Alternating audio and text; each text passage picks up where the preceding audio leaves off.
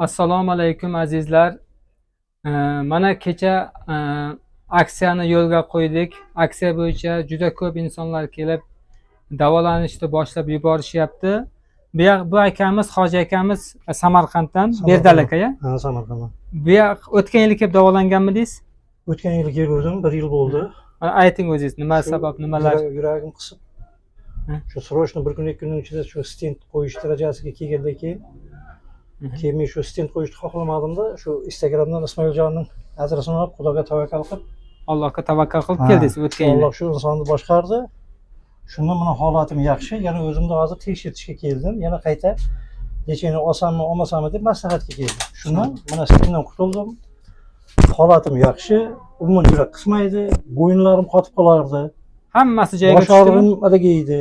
Mana shu yelkamda qish, kuz oylarida juda qattiq achish, umuman chidab bo'lmaydigan darajada bor edi. U narsalar hammasiga tushib, bo'yinlarim xohlagan gradusda ishlab, yuraklarim hammasi joyiga tushdi. Endi qarang. Stentdan qutuldim, Xudoga shukr. Mana sizni xalq ko'radi-da.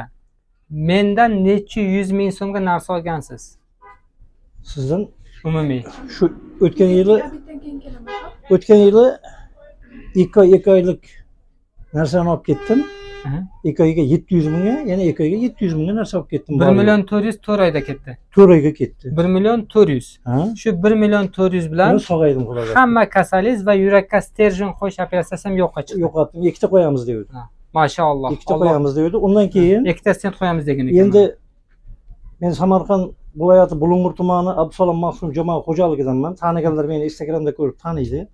Bu yerga o'zimdan tashqari mana hozir ham bemor olib keldim. Kim kasal bo'lsa shuni tavsiya qilaman, o'zim natija topganim uchun. Boshqalar ham natija topyaptimi? Olib kelgan bemorlarimning shu yerga bir 10-15 ta bemor o'zim bilan qo'shib har doim kelganda, oldin kelganlardan o'tgan yil olib keldim. Hammasi shifo topib, o'zimning ham ayolim juda 1,5 millionlik doktorlarga yozib bergan ekan, buyraklarda shish bor, juda qattiq shunaqa olmasang bo'lmaydi deb, shu 150 ming so'mlik shu yerdan narsa olib ketdim.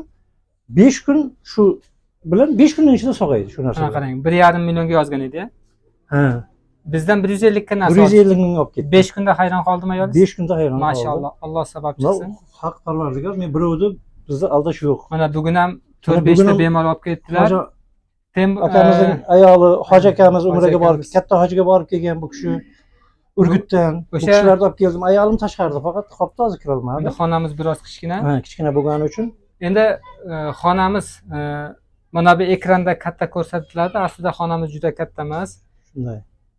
Endi mana aksiya e'lon qildik. Bu ham nima uchun? Ko'pchilik mablag'dan qiynalmasin.